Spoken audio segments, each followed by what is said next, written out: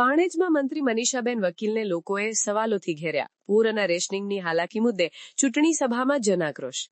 છોટાઉદેપુર જિલ્લાના બોડેલી તાલુકાના પાણેજ ગામે જિલ્લા અને તાલુકા પંચાયતની ચૂંટણીની સભા સંબોધવા માટે આવેલા જિલ્લાના પ્રભારી મંત્રી, મહિલા અને બાળ વિકાસ વિભાગ મંત્રી, સામાજિક ન્યાય અને અધિકારિકતા વિભાગના રાજ્યકક્ષાના મંત્રી મનીષાબેન વકીલને લોકોના વેધક સવાલ કર્યા. 2006, 2008, 2012, 2013, 2022માં ગામમાં વરસાદી પાણી ભરાઈ ગયા હતા અને ગામમાં પૂરના પાણી ખરી વળતા લોકો હેરાન થાય છે. વરસાદી પાણીના નિકાલ માટે વર્ષોથી કોઈ સુવિધા ઊભી કરાતી નથી. જ્યારે એક મહિલાએ મંત્રીને ગાડી પાસે જઈને સસ્તા અનાજની દુકાન પાણેજ ગામમાં નથી અને રેશન કાર્ડનો જથ્થો લેવા માટે નદી ઓળંગીને ટૂંકા રસ્તા ઉપર જઈએ છીએ. મેઇન રોડથી 5 કિલોમીટર દૂર ગેલપુર ગામમાં જવું પડે છે અને દુકાનમાં પૂરતો જથ્થો પણ આપવામાં આવતો નથી તેવી રજૂઆત મંત્રીને કરી.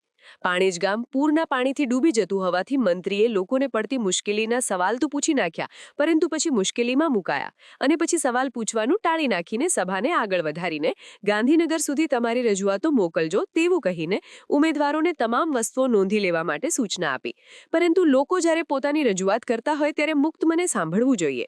હાલ તો આ બેઠક ઉપર ભાજપના બળવાખોર ઉમેદવાર અપક્ષ ચૂંટણી લડી રહ્યા છે, જેને લઈને મંત્રીઓ સભા કરે છે. પરંતુ મેદની પણ ઓછી જોવા મળી, જ્યારે લોકોની રજૂઆતો સાંભળીને મંત્રી પણ વિમર્શણમાં મુકાઈ ગયા હતા. અનાજ લેવા ઉસ નદી ફૂલ હોય ને તો પાણી ઉતરીને જવું પડે છે અને અનાજ પણ પૂરતું મળતું નહીં. ચના નહીં, તુવેરની દાળ નહીં, તેલ નહીં, કઈ બી મસ્તું નહીં. આની દુકાન ક્યાં છે? અમારા એસીસન સામે ગેલપુરમાં છે, એટલે પાણી ઉતરીને જવું પડે અને એટલે વરસાદના સમયમાં તકલીફ પડે છે. અને અત્યારે બી પણ એવા તકલીફ કે જો મળે તો મળે ને પછી પૂરું થઈ ગયું એમ કહી દે છે.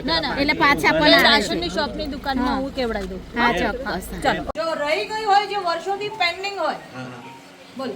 અમારા ગામની અંદર 2006, 2008, 2012-13 અને છેલ્લા 22માં જ્યારે પાણી આગળથી આવે છે ત્યારે આ અમારા ગામની પરિસ્થિતિ કુવામાંના દેડકા જેવી હાલત બની જતી. એટલે અત્યારે એક જ મિનિટ સાંભળો મારી વાત. તમને આટલું સરસ બોલું છે, બેસો ને, બોલો. ચલો, બીજું બી બોલીશ, આપ બોલો. હાઈવે નંબર જે 56 જાય છે ને, મારે શું છે બેન કે આ રેલ પાણીનું સંકટ આવે છે ને, આ તારીખો ઘણી બતાવી, આ વર્ષ ઘણી બતાવ્યું ને, એની અંદર આગળથી જે પાણી આવે છે ને અહીંયા ઘેરાવ કરે છે. અત્યારે અમારું ગામ 3 ફૂટ નીચું છે અને આવનારા રસ્તો છે ને એ 4 ફૂટ ઊંચો આવે છે. એટલે અમારે સરકારી સુવિધા મને એ આપે જ છે, સરકારનો મેં આદર નથી. હા, એટલે અમારે પુલની માગણી છે, પુલની 1 કિલોમીટર પુલની માગણી છે. પાણીના નિકાસ માટે 1 કિલોમીટર પુલની જરૂર છે, એટલે પાણી અહીં જતી રહે. નહીં તો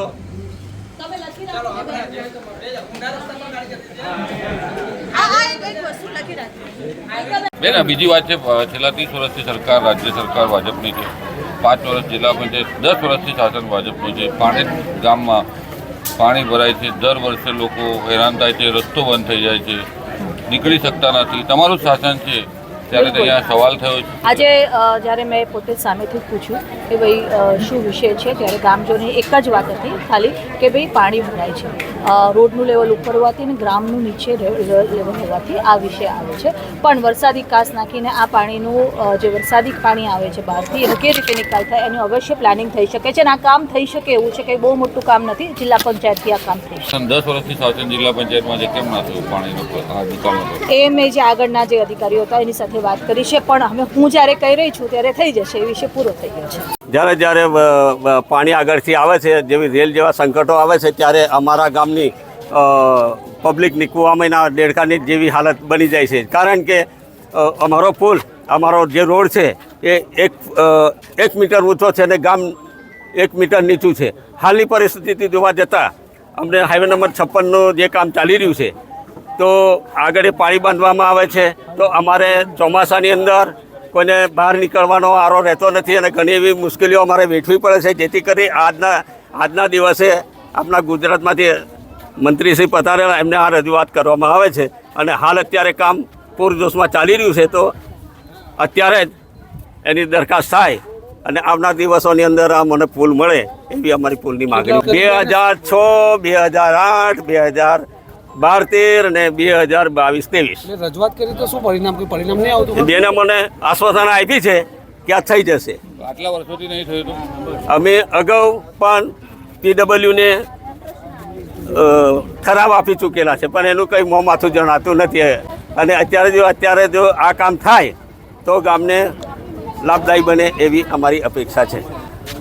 દર વખતે વચન આપે છે થઈ જશે, તો કેમ થતું નથી એનો કોઈ જવાબ? હવે ઉપરના જ જાણે.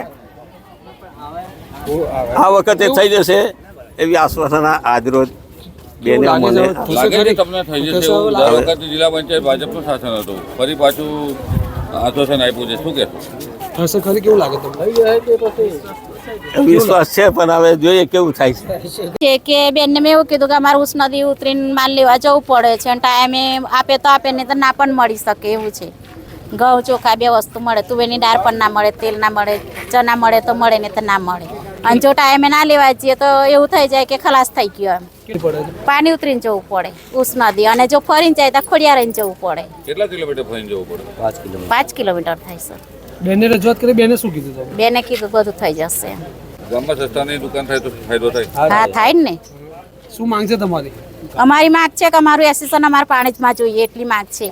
સમાચારની અવનવી અપડેટ જોતા રહો નિખરતા ગુજરાત ન્યૂઝ સાથે. નિખરતા ગુજરાત ન્યૂઝને લાઇક, શેર, સબસ્ક્રાઇબ કરો અને બેલ આઇકન દબાવીને સમાચારની ઝડપી માહિતી મેળવો.